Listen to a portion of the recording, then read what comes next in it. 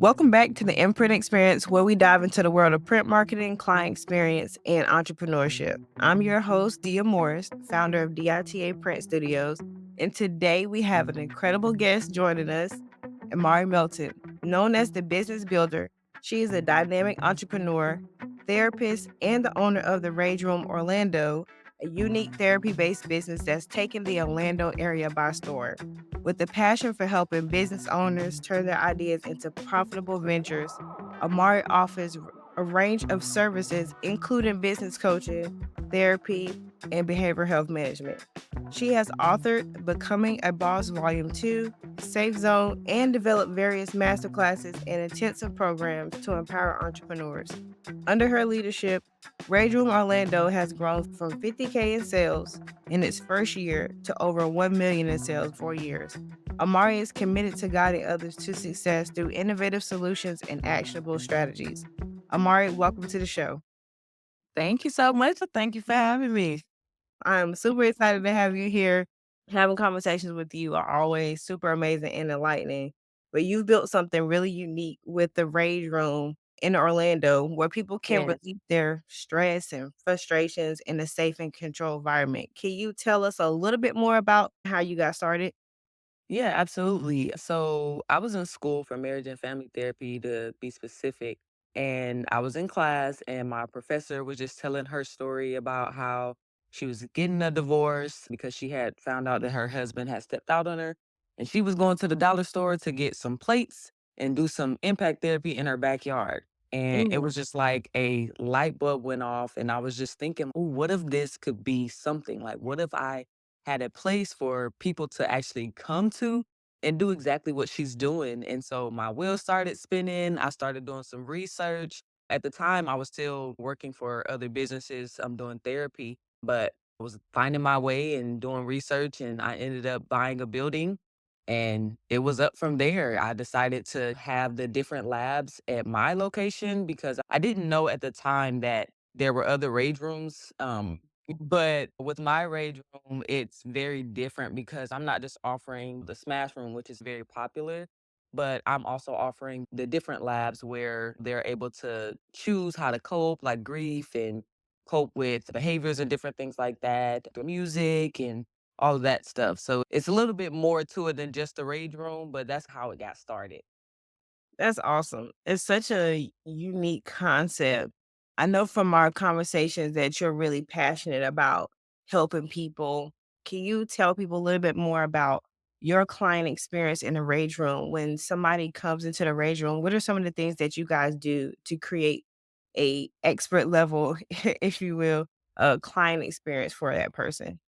Yeah, absolutely. First off, the signage, right? Like just making sure that we're easy to find when clients are pulling up. So that's really big because we're in a plaza of different businesses. So making sure that we have some type of signage outside to reflect that this is the actual location. And then when they come in, we're greeting them. A lot of times, like customers are complimenting us on our customer service. So that's like very important to me. But then also inside when they come in, the colors, the theme of the rage room. We got the red and the black, and we got the like brick wall, like paper, what is it, wallpaper up Yeah. there. So it gives like a that feel that you're getting ready to come in and break some barriers and break some stuff. So yeah, it's we try to create an atmosphere where people can come in and feel safe. People come in with just life, like life just be life and with a lot of people, and they come in and they go into the room, and when they come out, they literally come out a different person. Like, sometimes we have had people come in and just don't really speak to us, don't really engage. We never take it personal, but they go in the rage room, release that stuff, and then they come out and they're excited, they're talking to us, they're in a really good mood.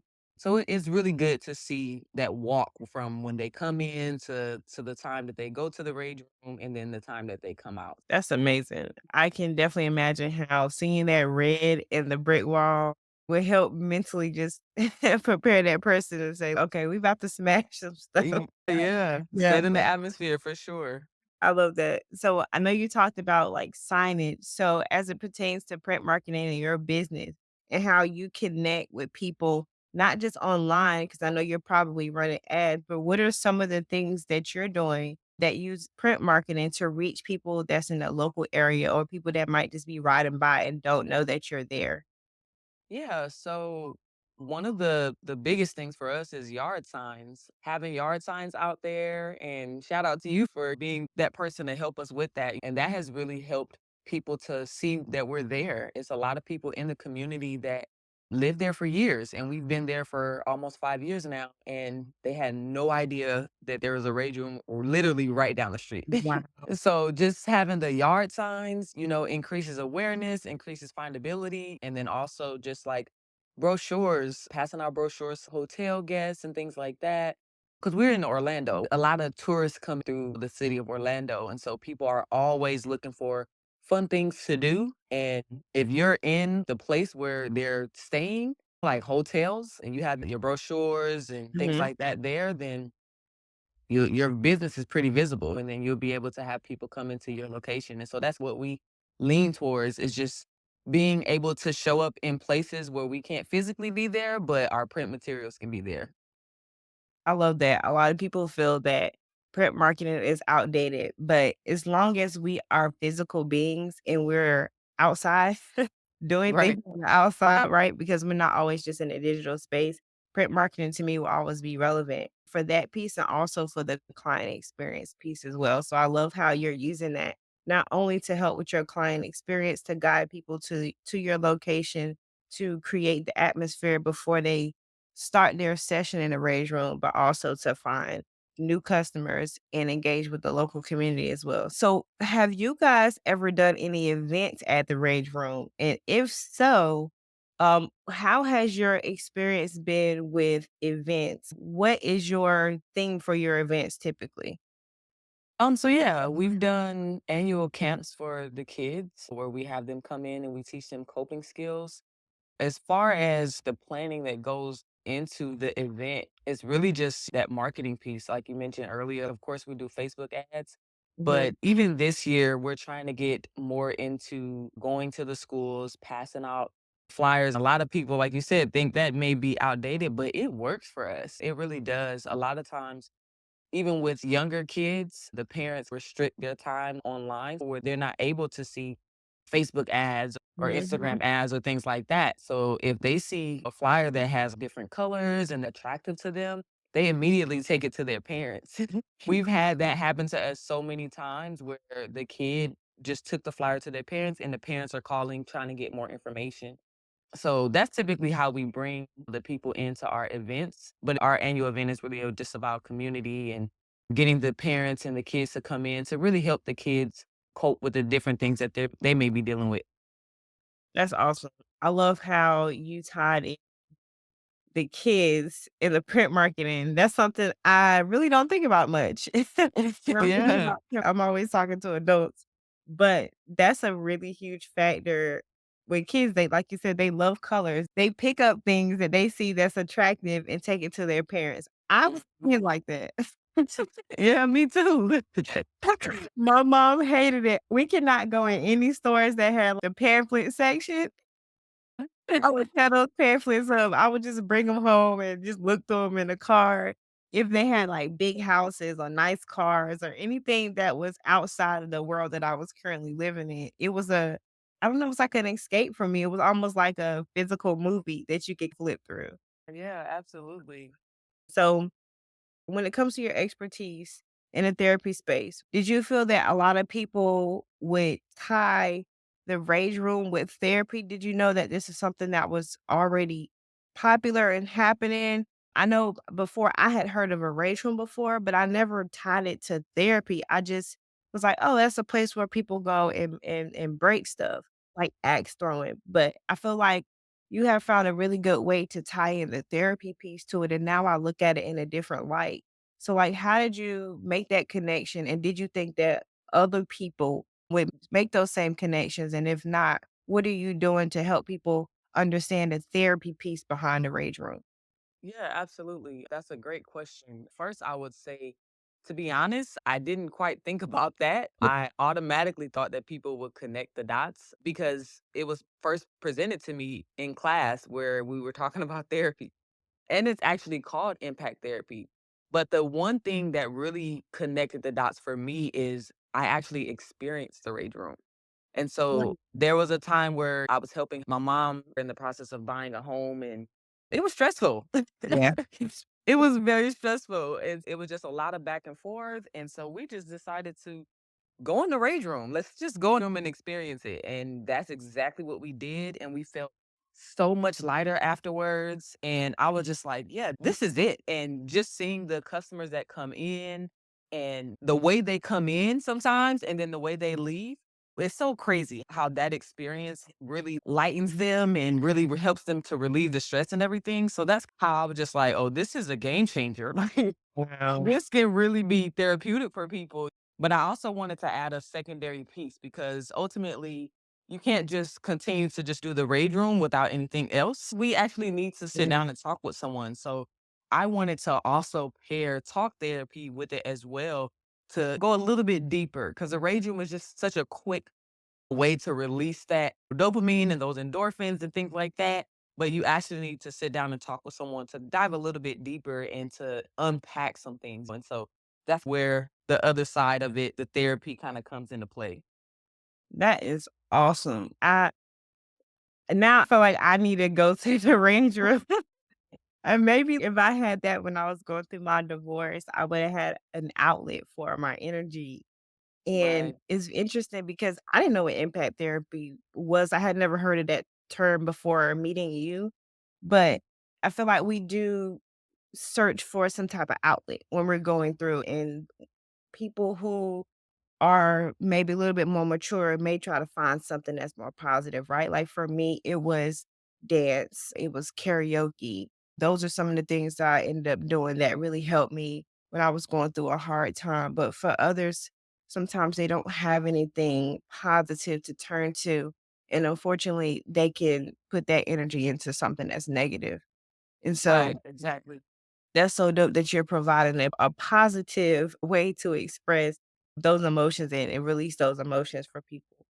So I want to talk real quick before we kind of wrap things up about entrepreneurship because you have successfully made over seven figures in your business. And that's not a small feat. That's a huge thing, especially for women of color. I just recently seen the numbers for the number of just businesses, period, that even hit seven figures. Only 2% of businesses reach seven figures out of all businesses.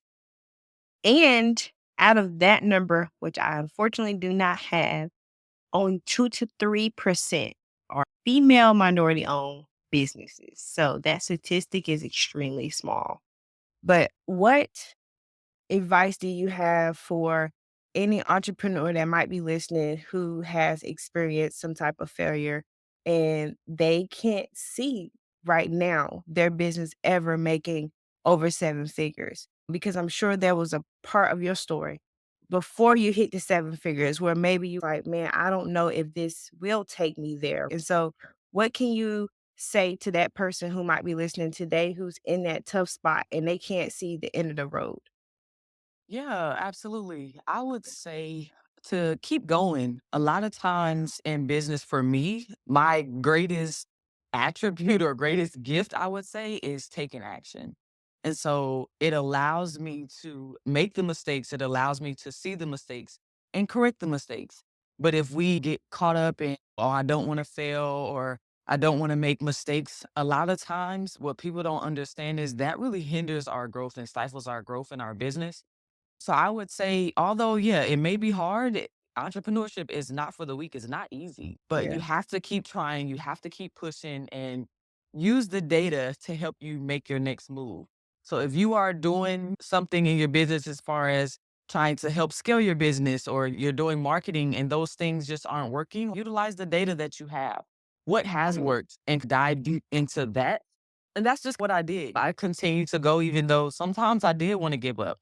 But I have a bigger picture. I got 3 babies to feed, okay? Absolutely. And so it's just, yo, you have to find what ticks for you. You have to find what's going to keep you going and keep you pushing at it because you're gonna face opposition, you're gonna face disruption. And so just finding what keeps you going and just keep doing things, keep being active in your business. That's the main thing.